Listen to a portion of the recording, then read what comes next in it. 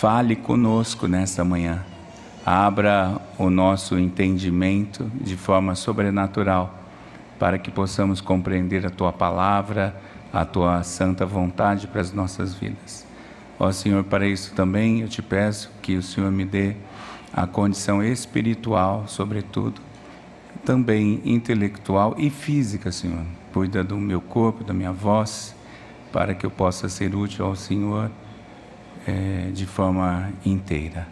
Abençoa-nos, ó Deus. Pedimos em nome de Jesus. Amém.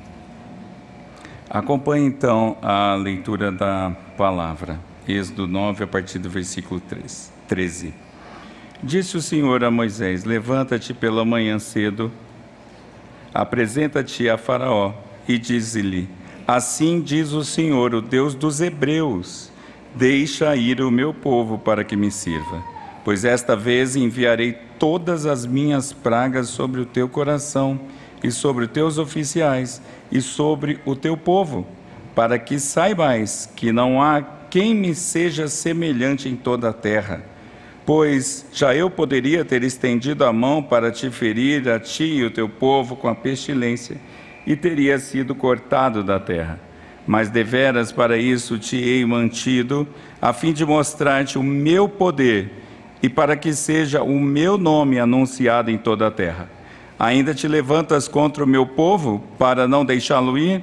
Eis que amanhã, por este tempo, farei cair muito grande chuva de pedras, como nunca houve no Egito, desde o dia em que foi fundado até hoje.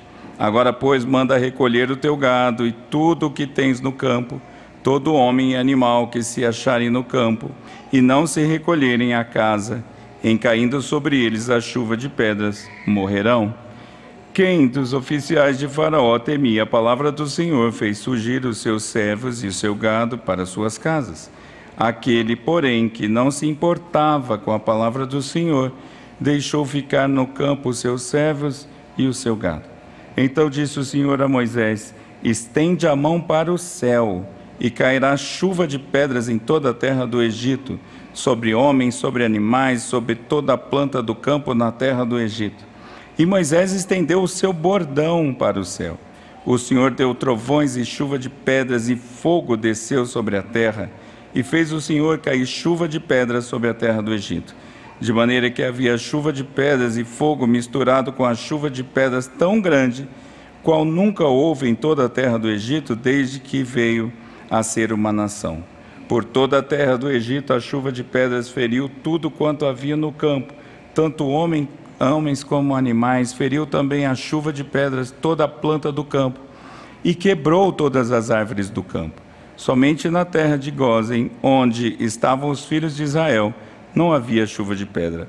Então Faraó mandou chamar a Moisés e Arão e lhes disse: esta vez pequei. O Senhor é justo, porém eu e meu povo somos ímpios. Orai ao Senhor, pois já bastam estes grandes trovões e a chuva de pedras. Eu vos deixarei ir, e não ficareis mais aqui. Respondeu-lhe Moisés: em saindo eu da cidade, estenderei as mãos ao Senhor. Os trovões cessarão, e já não verá chuva de pedras, para que saibas que a terra é do Senhor. Quanto a ti, porém, e aos teus oficiais, eu sei que ainda não temeis ao Senhor Deus. O linho e a cevada foram feridos, pois a cevada já estava na espiga, e o linho em flor. Porém o trigo e o centeio não sofreram dano, porque ainda não haviam nascido. Saiu, pois, Moisés da presença de Faraó e da cidade, e estendeu as mãos ao Senhor.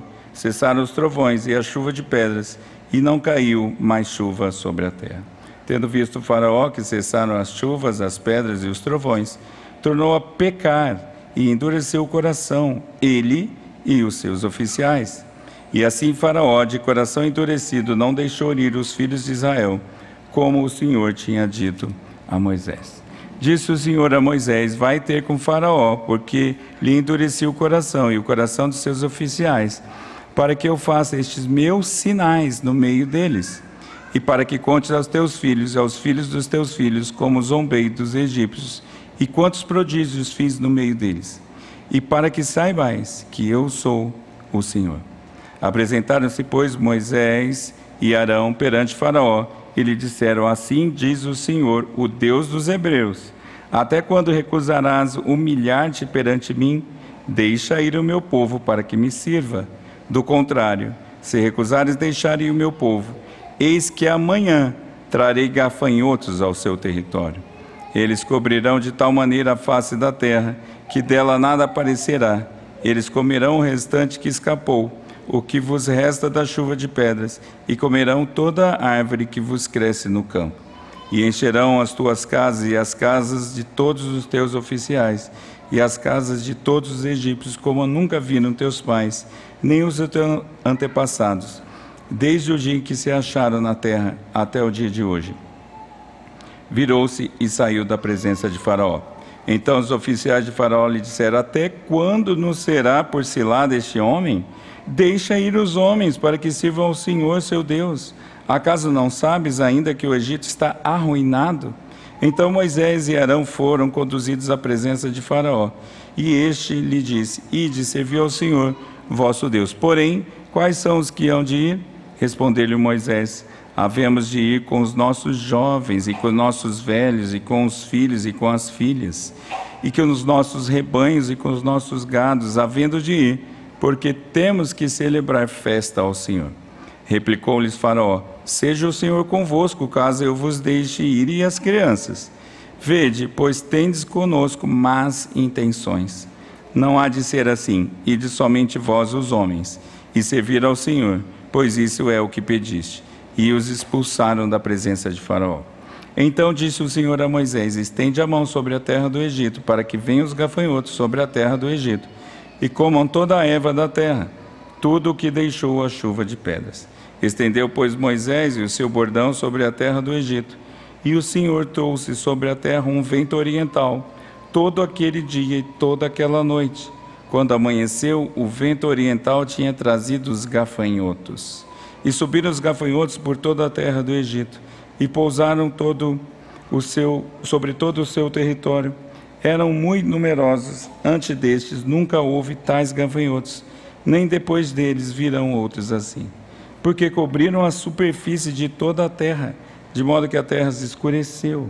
Devoraram toda a terra, toda a erva da terra e todo o fruto das árvores que deixava a chuva de pedras. E não restou nada verde nas árvores, nem na erva do campo, em toda a terra do Egito.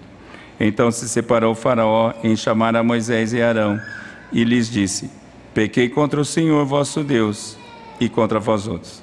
Agora, pois, peço-vos que me perdoeis o pecado, esta vez ainda, e que oreis ao Senhor vosso Deus, que tire de mim esta morte. E Moisés, tendo saído da presença de Faraó, orou ao Senhor. Então o Senhor fez soprar fortíssimo vento ocidental, o qual levantou os gafanhotos e os lançou no mar vermelho. Nem ainda um só gafanhoto restou em todo o território do Egito. O Senhor, porém, endureceu o coração de Faraó, e este não deixou ir os filhos de Israel. Então disse o Senhor a Moisés: estende a mão para o céu, e virão trevas sobre a terra do Egito, trevas que se possam apalpar. Estendeu, pois, Moisés a mão para o céu, e houve trevas espessas sobre toda a terra do Egito por 3 dias. Não viram uns aos outros, e ninguém se levantou do seu lugar por 3 dias. Porém todos os filhos de Israel tinham luz nas suas habitações. Então Faraó chamou Moisés e lhe disse: ide, servir ao Senhor, fiquem somente os vossos rebanhos e vosso gado, as vossas crianças irão também convosco. Respondeu Moisés: também tu nos tens de dar em nossas mãos sacrifícios e holocaustos que ofereçamos ao Senhor nosso Deus, e também os nossos rebanhos irão conosco, nenhuma unha ficará, porque deles havemos de tomar para servir ao Senhor nosso Deus, e não sabemos como havemos de servir ao Senhor até que cheguemos lá. O Senhor, porém, endureceu o coração de Faraó, e este não quis deixá-los ir. Depois Faraó a Moisés, disse, pois, Faraó a Moisés: retira-te de mim e guarda-te, que não mais veja o meu rosto, porque no dia em que me vires o rosto meu, morrerás. Respondeu-lhe Moisés: bem disseste, nunca mais tornareis eu a ver o teu rosto. Que o Senhor nos abençoe com a exposição da sua palavra.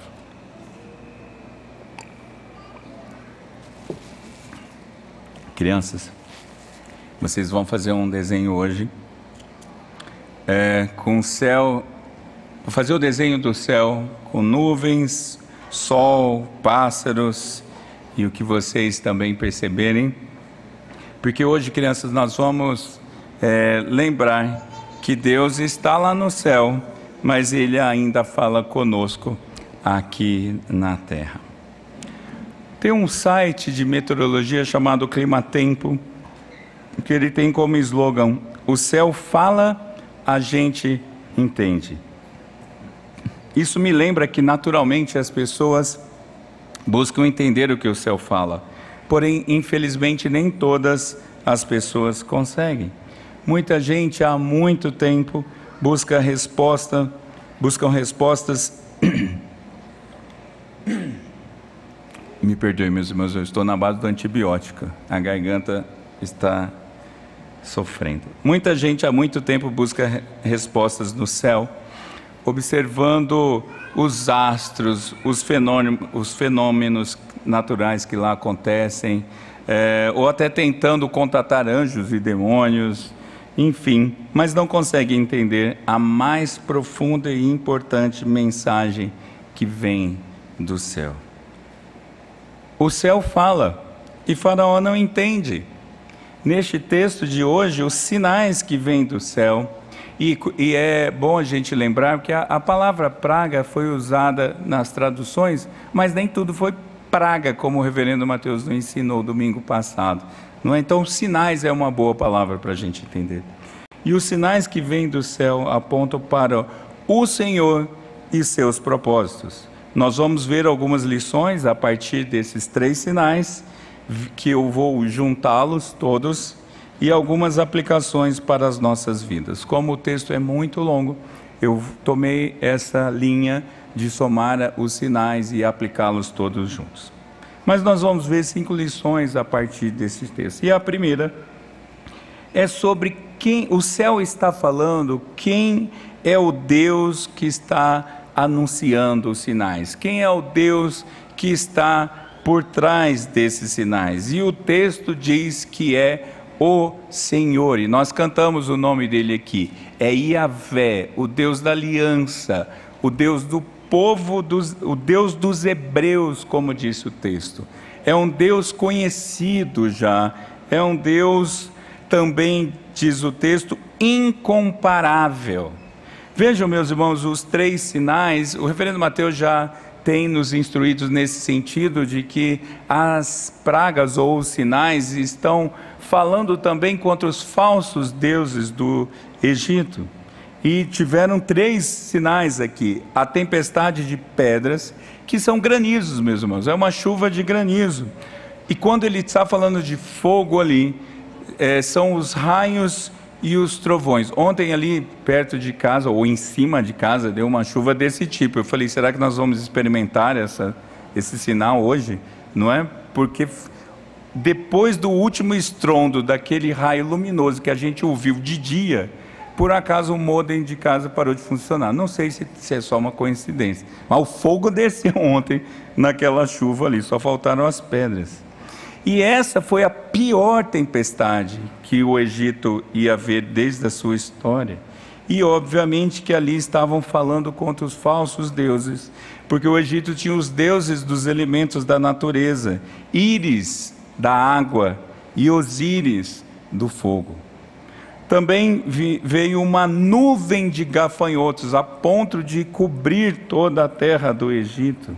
E ali está falando contra os deuses Shu, que é o deus do ar, e o deus Sebeque, que é o deus inseto. Olha que curioso, Deus está usando todo o pensamento egípcio para se mostrar. E, meus irmãos, gafanhoto literalmente é uma praga. Esse sim é uma praga. Onde passa gafanhoto não sobra nada. Quem é do campo, quem lida com a área rural, não gosta nem um pouco de gafanhoto, porque é um bicho que vem, devora tudo e vai, não produz nada, ele só consome. E Deus manda esta praga desses gafanhotos para cima da terra. E por último vem densas trevas. Muito provavelmente, meus irmãos, aqui é uma tempestade de areia, uma grande tempestade de areia que cegou todo o povo ali. Mas é obviamente que há algo espiritual, que há uma treva espiritual, porque isso durou 3 dias, a ponto de apalpar ou cortar essas trevas, não é? Então, meus irmãos, aliás, aqui é para acabar com o Piqui do Goiás mesmo, porque os faraós, eles se diziam filhos de Ra. Os faraós, que é o deus Sol, os faraós se diziam semideuses, e eles eram filhos do maior Deus, o Deus Sol, o Deus Ra, e o Senhor encobriu o sol por 3 vezes, não é? Com a chuva, com os gafanhotos, e agora por 3 dias de escuridão na terra de Faraó. 3 dias que era justamente o tempo que o povo de Deus precisava para ir até o lugar que Deus havia de mandar. Então essas situações Deus está trabalhando. Mas esse Deus, ele também é paciente e longânimo. Porque ele diz, eu poderia ter resolvido isso, eu estendia minha mão, acabava com vocês e pronto, e seguia a vida. Ou Deus podia só ter dito, haja morte total no Egito, morram todos os egípcios. Morreriam. Mas Deus está falando, não, eu estou ainda levando este tempo para que vocês compreendam quem eu sou. E vejam, meus irmãos, é bom a gente lembrar que não há sincretismo possível com quaisquer outras divindades anunciadas pelos homens. Não existem outros deuses, é isso que Deus Yahvé está dizendo. Não perca tempo acreditando nisso. É tão assim que quando eles entrarem na terra do Egito, isso vai ser reforçado na introdução dos mandamentos e no primeiro mandamento. Deus vai falar isso claramente depois no primeiro mandamento, Êxodo 20, versículos 2 e 3, a introdução que diz, eu sou Yahvé, teu Deus, que te tirei da terra do Egito, da casa da servidão. Primeiro mandamento, não terás outros deuses diante de mim. Como dizem os pentecostais, né? Deus vai tirar os crentes do Egito, depois vai tirar o Egito de dentro dos crentes, e Ele está trabalhando isso. Não há outros deuses, não há. 400 anos vivendo sobre esse politeísmo, Deus está trabalhando isso. E meus irmãos, isso segue assim até hoje. Nós não podemos aceitar as falsas divindades, custe o que custar. Não podemos aceitar o sincretismo religioso, principalmente muito comum no Brasil. O reverendo Mateus, que já voltou algumas vezes do Nepal, me falava comigo que há mais deuses no Nepal do que gente, de tão grande que é essa confusão. E aqui no Brasil nós temos isso também, ou de forma religiosa, não, a gente pode se juntar com aquele grupo, porque afinal de contas, é tudo a mesma coisa, é só o nome que muda. Aqui chama Jesus, acolá chama não sei o quê, em outro lugar chama outro nome. Mas isso é pecado. Deus não aceita isso. Só existe um Deus. E os crentes às vezes caem nesses sincretismos e crenças indiretas, como por exemplo, crente que lê o horóscopo antes de sair de casa. Ah, mas é só uma leiturinha. Ou crente que participa de eventos ecumênicos em prol do bem comum. Outro dia uma irmã me perguntou, pastor, na minha faculdade, na formatura vai ter um culto ecumênico. Que situação difícil. A sociedade que jaz no maligno nos empurra para o pecado. Aliás, na igreja presbiteriana, pastores são literalmente proibidos de celebrar eventos religiosos de forma ecumênica, porque isso é inadmissível. Mas ao mesmo tempo esse Deus, Ele está mostrando que Ele é esse Todo-Poderoso, sim, de mão pesada, mas é longânimo. Meus irmãos, eu estava pensando, por que parece que Deus está esperando? Porque nós já estamos na 7ª, 8ª e 9ª, não é? Sinais, pragas.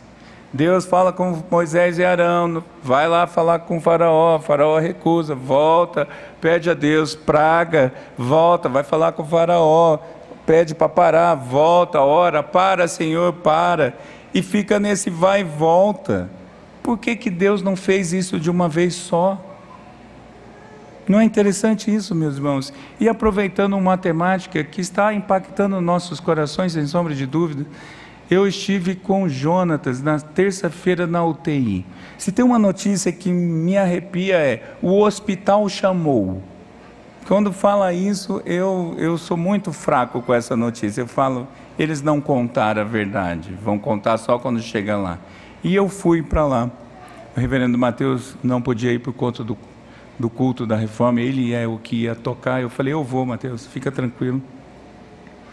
E eu estava diante daquele leito, e olhando uma cena, e eu já vi muita coisa, mas olhando aquela cena, e lembrando do sermão, e perguntei para a enfermeira, então, eu entrei sozinho, porque os sinais já diziam que não eram bons, foram parando os familiares, e eu fui cada vez mais ficando sozinho. Quando eu cheguei lá, falei, então, para uma enfermeira muito solista, e ela disse, só Deus. Eu falei, oba, porque está na mão da melhor pessoa do universo, está nas mãos de Deus. Eu não sei porque, eu não estou usando o nosso irmão para ilustração, não é isso. Mas é curioso que a minha fraqueza me fez orar por mim mesmo em primeiro lugar, porque eu falei, Senhor, eu quero orar pelo meu irmão, mas eu quero orar com fé. Então primeiro me abençoa com fé, porque eu quero orar pelo meu irmão. E de fato orei. E a minha incredulidade me incomoda, porque eu saí de lá e falei, Senhor, obrigado por ter tido o privilégio de orar, mas eu acho que essa noite vem notícia. E a notícia do dia seguinte foi bons sinais. E bons sinais, pelo menos por 2 dias aconteceu isso. E eu lembrei desse texto, porque o Senhor tem o tempo dele, e esse tempo é bom. Veja, o Egito está caindo, praga em cima de praga, praga em cima de praga, mas para os propósitos de Deus isso é bom. É difícil talvez de engolir como ser humano, porque somos limitados, mas isso é bom. Eu não sei como você está exatamente, eu não conheço todas as condições dos membros da nossa igreja, mas se você está esperando uma coisa que está nesse rame-rame, nesse vai e vem, e um dia é sim, outro dia não, um dia sim, outro dia não, um dia sim, outro dia não, e você não está entendendo, deixa eu te dizer uma coisa, Deus está cuidando disso, isso é bom, isso é bom, por mais difícil que seja de entender, e Deus está mostrando quem Ele é, o Deus Todo-Poderoso. Mas em segundo lugar, há propósitos para esses sinais. Um desses propósitos é mostrar o poder do Deus Todo-Poderoso, Ele está mostrando que Ele é soberano sobre tudo e sobre todos, que Ele é Senhor do universo, que Ele é Senhor da criação, que Ele fala é criação, obedece, manda acontecer e manda parar, e toda vez que isso acontece por boca do intermediário Moisés e Arão, acontece, e Deus é soberano e poderoso sobre a vida e sobre a morte, porque quando Ele fala, vai cair pedra e vai morrer, talvez alguma pessoa possa olhar e falar, nossa, que Deus maldoso, que Deus terrível, mas a morte é do Senhor, a morte não é acima do Senhor, a morte é do Senhor, ela é instrumento do Senhor. É bem verdade que Ele tinha dito que isso é consequência do pecado original lá no Éden, mas não está fora do controle do Senhor. Às vezes a gente sente que alguns detalhes pode ter passado despercebido pelo Senhor. Por exemplo, na época do Covid, quantas vezes, que época terrível, que nunca mais aconteça na face da história enquanto Jesus não voltar. Mas, naquela época, quantas vezes eu vi, o Covid tirou a vida do meu familiar. Era difícil, perder um familiar é difícil, eu já perdi alguns familiares. Aliás, nem sei se essa palavra perder, ela é adequada. Mas o Covid não tinha poder nenhum, o câncer não tem poder, a UTI do leito com a pessoa não tem poder para tirar a vida, os médicos não têm poder, uma munição de uma bala não tem poder. Só o Senhor tira a vida, e o Senhor está mostrando que a vida e a morte está sob o seu controle. Mas tem um outro propósito também que o texto diz duas vezes, capítulo 9, capítulo 10, que é fazer o seu nome conhecido. Meus irmãos, essa história não mudou. Deus quer o seu nome conhecido por toda a face da terra ainda hoje. Esse é um dos propósitos de Deus para nós. Isso precisa nos incomodar. Tem gente que não conhece o nome de Deus, tem língua que não tem o nome de Deus traduzido. Esse propósito continua, meus irmãos, continua. Mas um terceiro propósito é causar um efeito na vida das pessoas. E interessante, um efeito duplo, conforme a vontade de Deus. A mesma coisa gera dois efeitos conforme a vontade de Deus. Como diz aquela expressão popular, o mesmo sol que derrete a cera é que endurece o barro. Não é assim? Deus age como Ele quer. E dois propósitos Deus tem aqui como efeito no coração das pessoas. Em primeiro lugar, o Senhor tem o propósito de ensinar o seu povo. Esses sinais, a maior ação desses sinais, não são os sinais, é o ensinamento ao coração do seu povo. Ensinamento que deve ser compartilhado às gerações futuras dos israelitas, diz o capítulo 10. Um dos propósitos desses sinais é que o povo aprenda quem é o seu Deus e ensine de geração em geração, passar para a frente o nome de Deus, o ensino de Deus. O objetivo dos sinais, principalmente, meus irmãos, Siri, quero falar com você. O objetivo dos sinais é impactar os corações dos israelitas, do presente e do futuro, e num futuro maior ainda, dos israelitas espirituais, que somos nós. Não é o Israel nação que é o povo de Deus hoje, somos nós, o Israel celestial, o Israel espiritual. Deus continua querendo impactar os nossos corações. Então, quando coisas ainda hoje acontecem, é para que os nossos corações aprendam. Mais uma vez, com muito temor, o que estamos aprendendo com o nosso irmão Jonatas, que num leito está nos ensinando a tolerância, a paciência, a resistência, a orar mais. Meus irmãos, para um pastor pelo menos, é lindo ver a mobilização de uma igreja orando. Não tem outra causa que nos moveu desde que eu estou aqui, antes e depois da minha saída e volta, que tenha nos mobilizado tanto, ou pelo menos eu não me lembro. Reloginho de oração, horário de oração online, gente mandando mensagem, grupos diversos dizendo em vários cantos deste mundo, dizendo: estamos orando por esse irmão querido. Deus está falando, está impactando nossos corações com seus sinais, mostrando que Ele é o Senhor.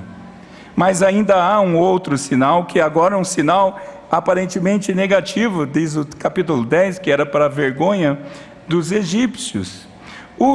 E Deus vai fazendo coisas tão fantásticas, porque os gafanhotos, eles são eliminados onde? No Mar Vermelho. Onde o povo do Egito vai ser detido e morre? No Mar Vermelho. Deus já está sinalizando: olha, eu vou acabar com essa obra. O que eu estou dizendo aqui ainda não é, mas há de ser daqui a um tempo.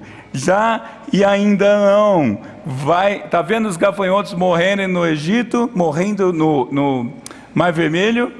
Aprende, porque vem mais pela frente. Deus está mostrando, Deus está pesando a mão sobre os ímpios. Agora, Deus não tem prazer na aflição dos egípcios. A gente não pode confundir as coisas. Deus está pesando a mão porque eles são ímpios e estão vivendo impiamente. E naquele tempo a causa e efeito era mais direta. Deus não tem prazer na aflição dos egípcios, tanto é que ele interrompe os sinais assim que Moisés ora. Porque ele podia falar: não, vai continuar chovendo pedra mais 10 dias. Os gafanhotos vão ficar um mês. As trevas vão ficar um ano. Eu quero mais, porque eu sou Deus. Mas Moisés orou, Deus parou. Porque Deus não tem prazer no sofrimento. Nós não podemos nos confundir. Mas Deus pesa a mão sobre os ímpios. E sabe por que eu e você não somos fulminados? Porque Cristo foi fulminado no nosso lugar. Você precisa lembrar disso. A diferença do Antigo Testamento, uma das diferenças do Antigo Testamento para o Novo, nessa relação causa e efeito, é porque ela já aconteceu sobre Cristo. Então, quando você peca, você deve lembrar: Cristo pagou esse pecado com a fulminação da ira de Deus sobre os seus ombros. Mas em terceiro lugar, esses sinais também servem para o alcance, para mostrar o alcance das ações de Deus, de como Deus é ilimitado, e Ele joga essas pragas, esses efeitos, essas causas sobre toda a terra do Egito. Cobre toda a terra do Egito, nas cercas do Egito, nas fronteiras do Egito. Veja, e isso acontece também por dois motivos. Por que Deus cobre toda a terra do Egito? Para mostrar condenação e mostrar misericórdia. Condenação sobre todo o Egito. Ele fala: vou fazer isso sobre todo o Egito. Sobre Faraó. Você não é o filho do Deus Ra, você não é o representante. Sobre Faraó, sobre a casa de Faraó, sobre os oficiais, sobre todo o povo, sobre os animais, sobre as plantas. Deus fulmina tudo.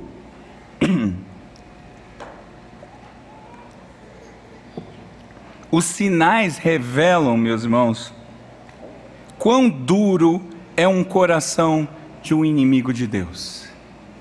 Um inimigo de Deus tem um coração duro. E eu já disse isso num outro sermão. Quando o texto diz que que Deus endureceu o coração de Faraó, não é que Deus fez Faraó ficar mal. O texto nos dá a entender que Deus, ao contrário, Deus está animando o Faraó.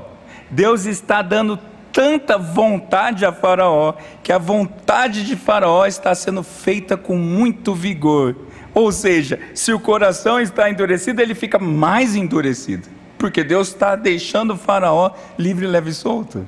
É essa a ideia que está acontecendo aqui. Mas não sobre as pessoas, mas a terra padece, os animais padecem. Aqui não citam os animais, mas vamos pensar um pouco.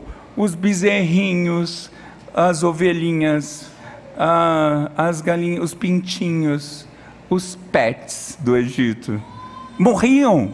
Deus estava pesando sobre tudo, caía sobre tudo. As plantas tão lindas, aquelas florezinhas do deserto, que eu não sei se existem, mas as plantas que tinham ali morriam.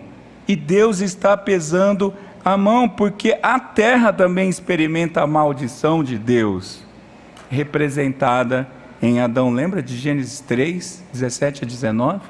A terra padece. Paulo em Romanos vai dizer que a terra geme esperando a redenção. E Deus está mostrando: o meu juízo é pesado mesmo. Mas não há só juízo, louvado seja o nome do Senhor. A misericórdia do Senhor é vista debaixo dos mesmos.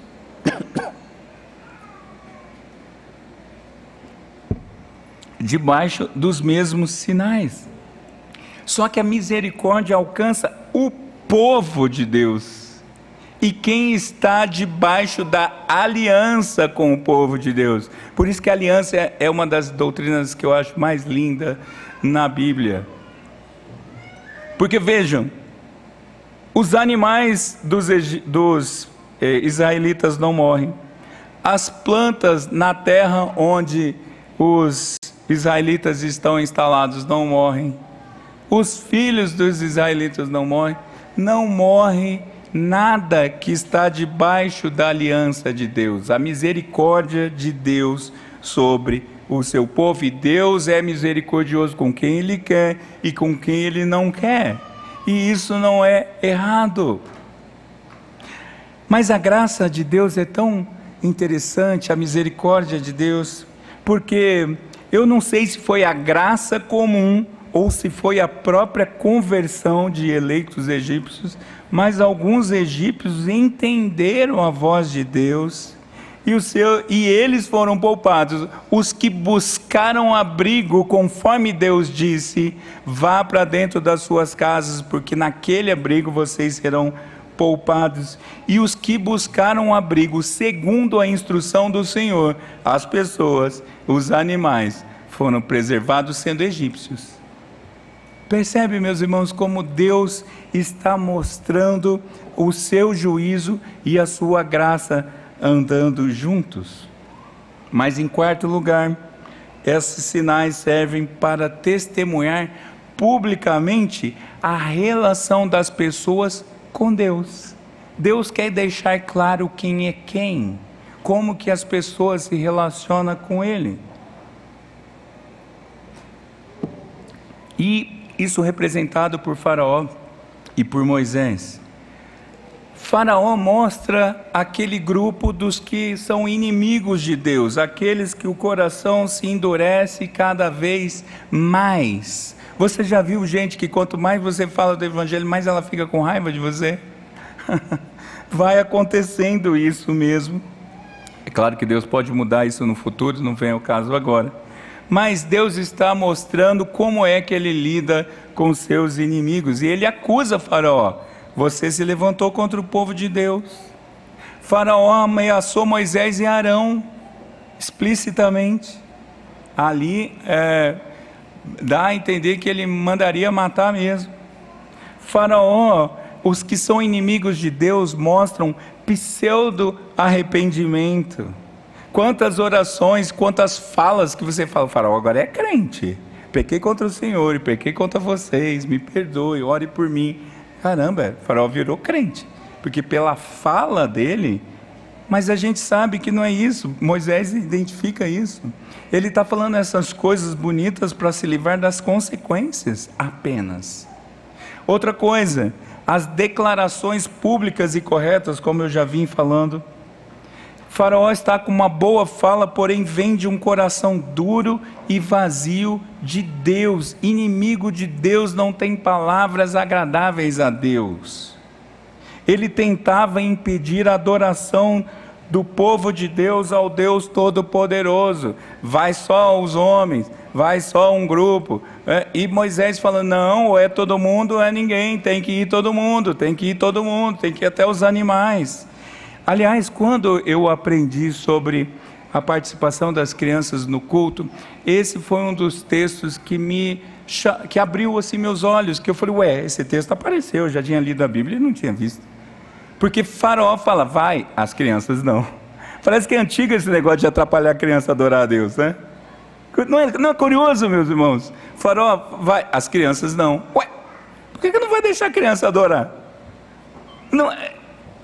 Isso me encanta. E Deus falou: não, todo mundo. Os animais vão também, não vai sobrar uma unha para trás. Porque Moisés fala: eu sei que vai ter alguma coisa lá, eu não sei o que é, por isso precisa ir todo tipo de bicho. mas eles já sabiam que haveria sacrifício, derramamento de sangue.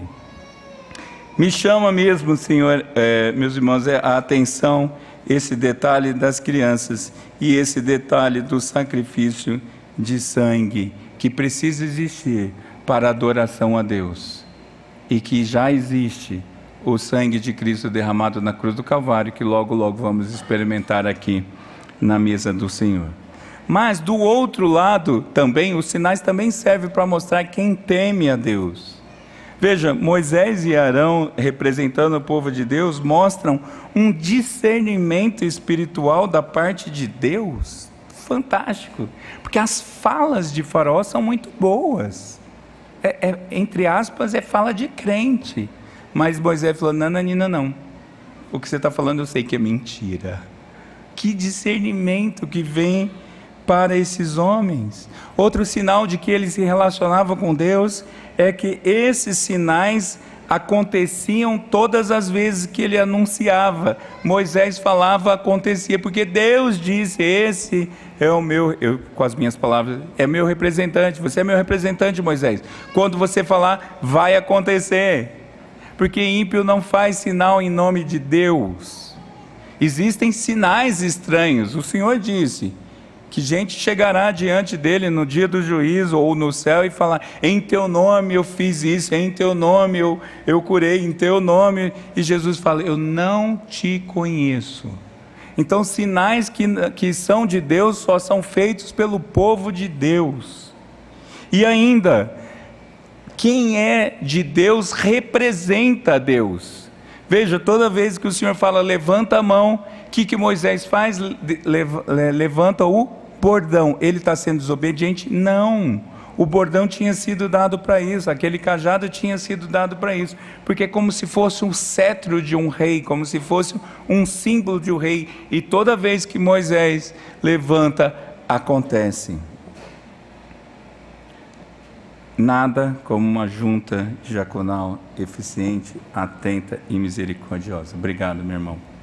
Antecipou minha fala. Os que são de Deus, falam em nome de Deus, agem em nome de Deus, e é isso que Deus está mostrando aqui. Mas em quinto e último lugar, esses sinais servem para mostrar que há um juízo completo que vem da parte de Deus. Deus falou, vai acontecer, eu vou pesar a mão, eu vou fazer uma separação total, definitiva e irreversível. Lembra do já e do ainda não? Vai acontecer, a gente conhece a história. Ainda vem mais um último sinal, ainda vem mais um mar vermelho, e Deus vai separar de fato e de verdade o seu povo, tirar da terra da servidão e passar para a terra prometida. Isso vai acontecer. Mas aqui, meus irmãos, é tipologicamente falando, porque esse juízo ainda vai acontecer, o definitivo. Então veja, essas pragas, esses sinais são para mostrar Deus, a sua obra, os que são seus, todas essas situações. Eu me lembrei de uma historinha que eu ouvia quando eu era pequeno, da mentira repetida. Você sempre ouvia, você não pode mentir. E por que? Eu não nasci num lar cristão, você não pode mentir. Porque tinha um garoto que sempre dizia para o amigo dele, quando eles estavam brincando, que tinha uma cobra perto que ia picá-la, e o amiguinho se assustava, e não era uma cobra. Ah, mentiu de novo. E mais um dia foi verdade, a cobra chegou, picou o menino e ele morreu. Que didática bonita com uma criança, né? E eu ficava falando, por isso que não pode mentir, porque um dia a cobra chega. Era mentira repetida para tentar explicar alguma coisa. Mas aqui o que nós temos nesse texto, meus irmãos, é a verdade repetida. Deus tem essa didática de repetir a verdade, repetir e repetir e repetir. Que outro caso te vem à mente? A mim veio Noé, repetindo, vai vir dilúvio, o povo, construindo uma arca no seco, vai vir dilúvio, vai acabar, vai morrer todo mundo, vão morrer as pessoas, os animais, as plantas, vai acabar, até que um dia acabou. A verdade foi sendo repetida, e é essa a máxima aqui por trás. Deus está repetindo a sua mensagem domingo após domingo, domingo após domingo, para os seus propósitos. E eu termino então, meus irmãos, com 3 aplicações desse texto para nossas vidas. Eu costumo fazer durante o texto, mas hoje eu inverti. Porque talvez você pense assim: ah, entendi, pastor, o que aconteceu lá. Ah, não tinha percebido esse detalhe. Mas eu estou indo de volta para minha casa porque não tem mais praga nos nossos dias. Como esse texto se aplica a nós? Em primeiro lugar, meus irmãos, a mensagem do céu fala da existência de um só Deus, que é trino, Pai, Filho e Espírito Santo, soberano, todo-poderoso. A mensagem do céu continua dizendo isso, não mudou. Esse Deus continua o mesmo, esse Deus continua se fazendo conhecido por toda a terra. Não é fantástico quando a gente está aqui na conferência missionária ou nos momentos missionários, como a gente ouve relatos de que uma nova língua recebeu a versão do Novo Testamento traduzido para a língua nativa daquele povo, e pessoas daquele povo estão se convertendo. Deus continua sendo conhecido por toda a terra, e esse propósito não mudou.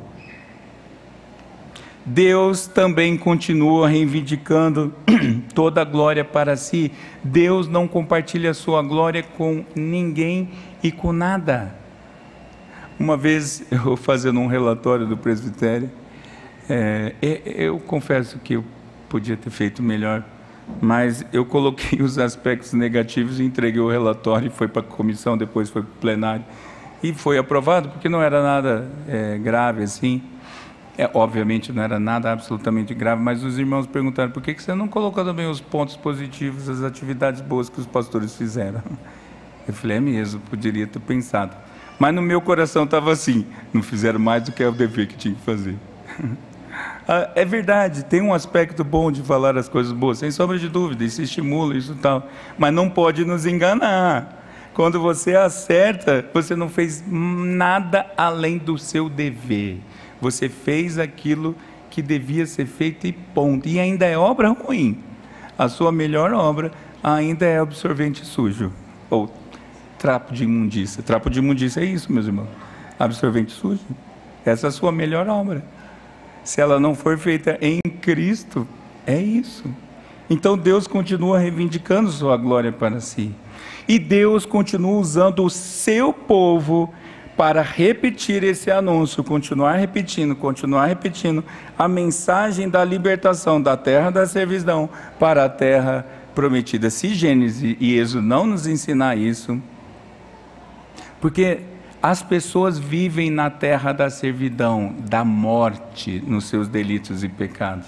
E essa mensagem anunciada como o profeta do Antigo Testamento, que fala num cemitério de esqueletos e o povo vem à vida, é assim, gente zumbi andando por aí, porque os ímpios, como eu fui no passado, são zumbis andando e vivendo, como se tivesse tudo normal.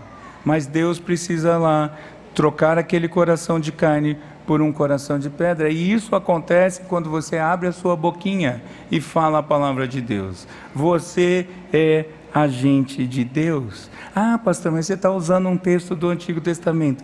É mesmo? Eu vou falar o que Cristo disse. Vou juntar Mateus 18 com Atos, ou o final de Mateus com Atos 2. Somando esses textos, a gente tem a seguinte ideia: enquanto Jesus não voltar, o seu povo, no seu poder, ou seja, no poder do Espírito Santo, testemunhará dele por todo o mundo, desde Jerusalém até os confins da terra. Inserindo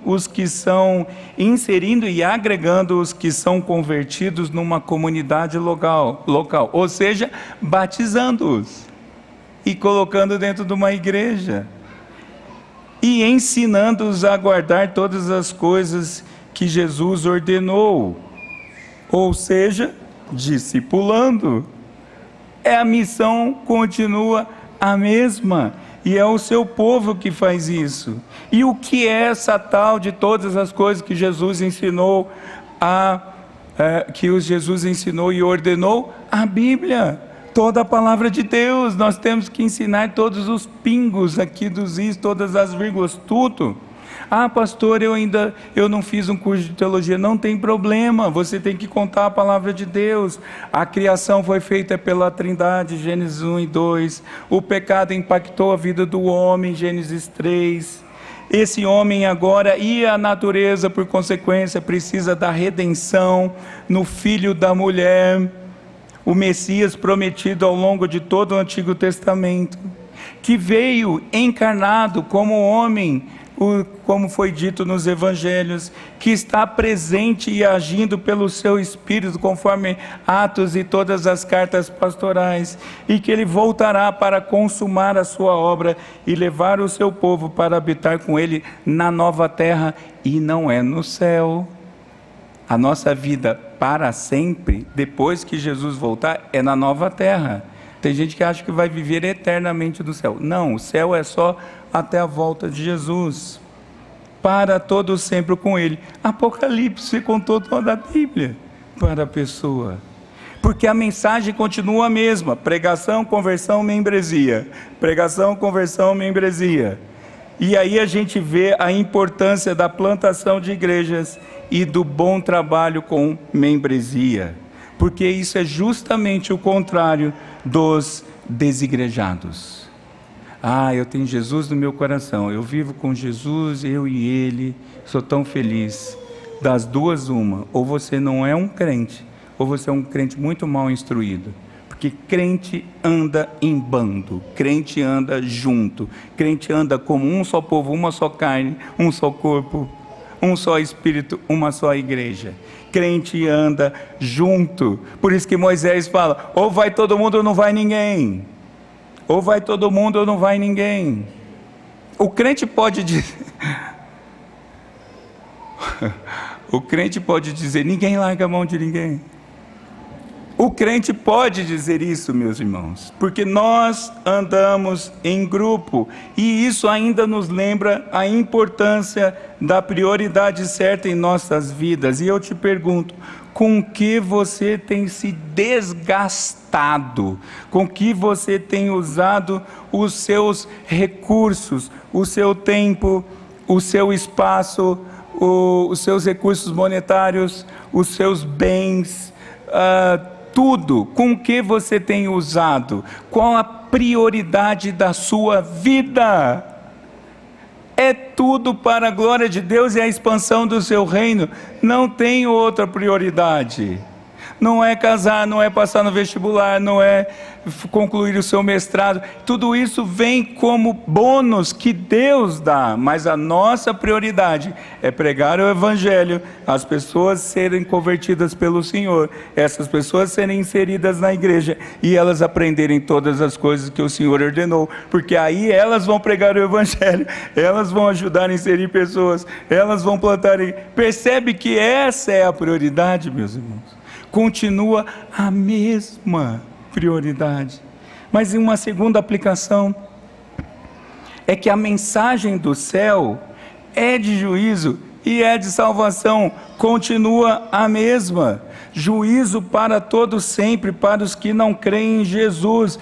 É assim e é terrível.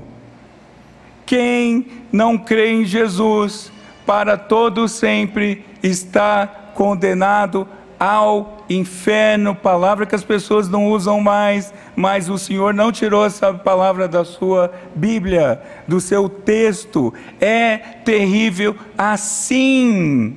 Por isso que você não pode se conformar com alguém que ainda não disse que é do Senhor Jesus.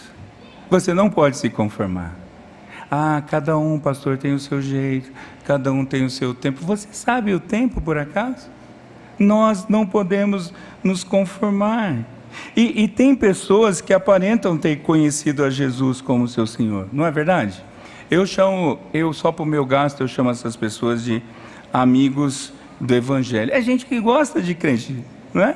Porque crente de verdade é legal mesmo, né? Tem gente que gosta de crente, tem gente que gosta de crente, tem gente que gosta dos eventos da igreja, das palestras, dos momentos sociais da igreja, até do culto. Eu vou lá para renovar minhas baterias, aquele povo é tão legal. O parente, a minha avó é crente, ela chamou a gente para o batismo de fulano, eu vou lá para ver isso, eu vou para dar um apoio. É amigo do evangelho. Essa semana eu coloquei lá uma postagem, eu estou afastado disso, mas eu coloquei uma postagenzinha sobre a reforma protestante e uma espírita que eu conheço repostou. Eu falei, obrigado por repostar, mas você não entendeu o que você fez. Porque eu estou dizendo que você vai para o inferno. É isso que eu estou dizendo, que fora de Jesus não há salvação. E a distinção, meus irmãos, ela é vista na prática. Você quer ver como é verdade? Exige de alguém que não é do Senhor, exige dela o que Jesus exige na sua palavra. Diz para ela, para de mentir que é pecado. Vai lá. Ah, ela gosta de Jesus. É mesmo. Vai lá e diz para ela, para de adulterar, seu miserável. Como diz o pastor, seu miserável. Para de pecar. Para de adulterar. Você é meu colega de trabalho? Para de adulterar. Você não foi no evento da minha igreja? Fala. Fala para você ver. Aliás, você tem que falar. Você vai ver como você vai ser ofendido, perseguido, virar pessoa para te acusar. Mas terão pessoas que serão transformadas pela palavra de Deus. Eu tenho um irmão, nós temos um irmão em Cristo. Uma vez ele comentou uma coisa que me impactou muito, dizendo sobre o juízo. Ele diz que no juízo, no dia do juízo, os condenados vão falar que o destino deles é justo, porque eles vão estar diante do juiz justo, e eles vão olhar, eu mereço o inferno. O juízo vai ser pesado, e por isso eu lembro aqueles que por acaso não se entregaram a Cristo, busquem o Senhor, enquanto se pode encontrá-lo. Mas também a mensagem do céu é de salvação para todo aquele que crê em Jesus, porque somente por meio de Jesus, o refúgio perfeito, quando você vem por baixo do guarda-chuva de Jesus, aí não tem morte mesmo, não tem nada que te alcance. E aqueles que estão debaixo do refúgio de Jesus, aqueles que o Pai entregou para Jesus, nenhum desses jamais será perdido. Jamais será, hoje eu estou todo engraçadinho, voltei de férias, né? Jamais será deixados para trás. Não vai ser deixado para trás. Deus não perde nenhum dos seus. Não tem esse negócio, ganha salvação, perde salvação. Se eu pequei quando a minha esposa, fui tomar banho, morri debaixo do box, não fui para o inferno. Não, não faça isso com a sua esposa. Mas não perde a salvação, porque Deus não perde nenhum dos seus. E isso acontece somente por meio de Jesus, porque essa mensagem que o Senhor manda a gente repetir, é a mensagem da esperança, esperança que é recebida pela redenção em Cristo, e que o mundo precisa ouvir a mensagem de esperança, o mundo que padece, o mundo que vê tantas notícias ruins, o mundo que vê notícias de guerra, corrupção, safadeza, pilantragem, o mundo precisa da verdadeira mensagem de esperança que só vem em Cristo. O que me estranha é crente postando sobre Halloween, que é a mensagem da morte, em vez de falar de Jesus, a vida, o caminho, a verdade. Nós temos a mensagem da esperança para o coração das pessoas, mas só há mudança naqueles que a obra de Cristo alcança. Mas aqueles que Cristo alcança, Ele promove essa mudança, e é essa mudança que pode mudar contextos. Eu queria gastar mais tempo, mas não tenho. Mas se você quer ver um país melhor, prega o Evangelho, porque o que precisa é mudar o coração. Um coração transformado é mais ético, é mais trabalhador, é mais honesto, é mais justo, é mais santo. Quer ver o país melhorar? Prega o Evangelho. Prega o Evangelho. Mas por último, a mensagem do céu, curiosamente, ela será mas uma única vez, precedida por sinais espetaculares. Um dia acontecerá sinais, aliás, mais espetaculares do que esse. Sabe que dia? No dia do juízo. Só que naquele dia não vai ser mais possível obter a salvação. E naquele dia, depois dos sinais espetaculares que a Bíblia pelo menos anuncia, ou a própria visão celestial de Cristo chegando, todas as pessoas de toda a história da humanidade reconhecerão que Jesus Cristo é Senhor. Naquele dia, 100% vai falar, Jesus Cristo é Senhor, e vai falar de verdade. Só que depois disso, um pega uma portinha, outro pega outra portinha. Por isso, meus irmãos, não fique buscando sinais espetaculares. Não perde tempo com isso. Busca a glória de Deus. Busca a santidade de Deus. Busca o poder de Deus. É claro que é Deus que faz essa obra, mas você tem o direito de pedir. Senhor, enche-me, Espírito. Pede para o Senhor, Senhor, eu quero ser mais útil, Senhor, eu quero ser mais usado, Senhor, eu quero mais ser cheio do Teu Espírito, eu quero ser mais santo. Eu preciso de Ti, meu Jesus. Peça isso, meus irmãos. Peça para ser mais parecido com Cristo. Os nossos corações, talvez você não se lembre, talvez se você já tiver um bom tempo de caminhada com Cristo, você não se lembre, mas os nossos corações eram tão duros quanto o coração de Faraó. Se você nasceu num lar cristão e não foi muito marcado pela experiência de conversão, eu entendo, mas se você veio do mundo, você se lembra como o seu coração era pior do que Faraó. E Deus, graciosamente, misericordiamente, nos transformou graças aos méritos de Cristo. Eu queria gastar um tempo com isso, mas no outro sermão eu recupero. Lembre-se que você veio do Egito, da cova da morte, nos seus delitos e pecados. E alguém passar da morte espiritual para a vida é maior do que passar da morte física para a vida. Porque isso Deus pode fazer, os apóstolos fizeram. Mas salvar, transformar o coração de pedra, não, esse talvez para mim é um dos maiores sinais da obra de Deus, o sinal mais espetacular que existe, é alguém sendo salvo. E aí, quando você vê essas coisas, fica mais fácil entender a vida e encarar as difíceis e terríveis realidades que nos cercam. Porque sim, vivemos num mundo difícil, mas quando você vê Deus agindo, transformando vidas, você fala, meu Deus continua agindo. Teve um batismo aqui de adulto que se converteu. Que sinal espetacular, é para glorificar de pé, igreja. Quando alguém se entrega a Jesus, é um sinal espetacular. Eu acho que você também, por motivos santos, nós gostaríamos de ver, e talvez, eu não tenho notícias atualizadas, mas talvez ainda seja possível que Deus pode todas as coisas, e fazer um sinal espetacular e levantar o Jonas daquele leito, e aí vai ser espetacular, concorda comigo? Mas ainda é menor do que a conversão.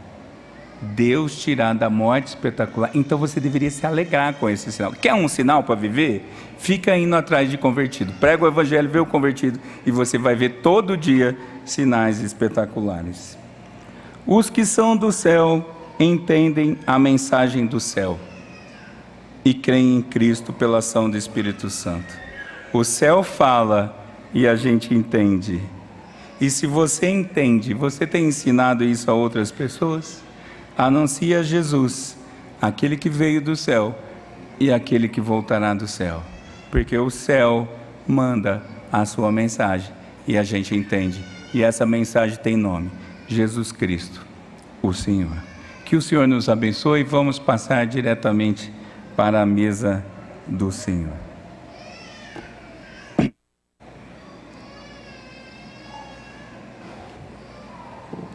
Eu já chamo